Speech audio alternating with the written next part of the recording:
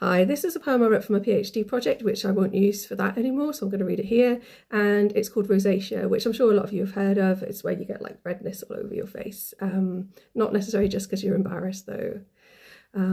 So here it goes.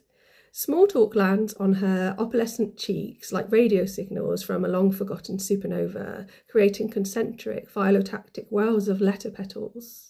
She thinks it's lupus, but the doctor says it's rosacea of the order Rosalis, related to cherry trees, almond trees, and plums. This burning created by listening to the monotonous, palimpsest humdrum hypocrisy of fake news and celebrity relationship bust or booming gossip before sinking beneath her surface.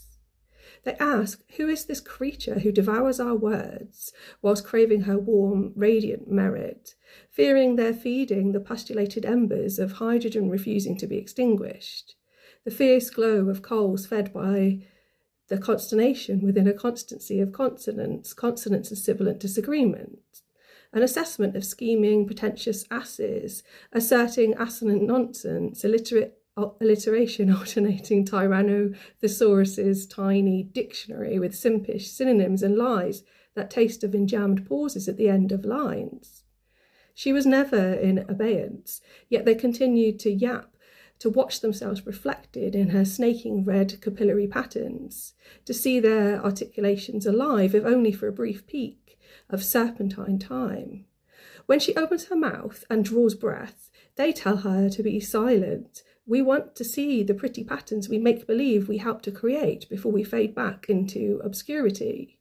Each interruption reverses the chemical reactions of her version of photosynthesis, making oxygen out of decaying bullshit.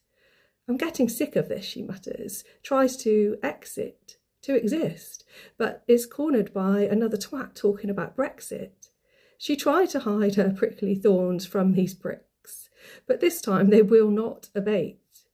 She yawns her jaws wide for the pulsing radiance of starlight blush emissions to escape. The crowd edges backwards, trepidation rising. She vomits all over their polished patent shoes. That's disgusting. Thanks for listening, and please like and subscribe.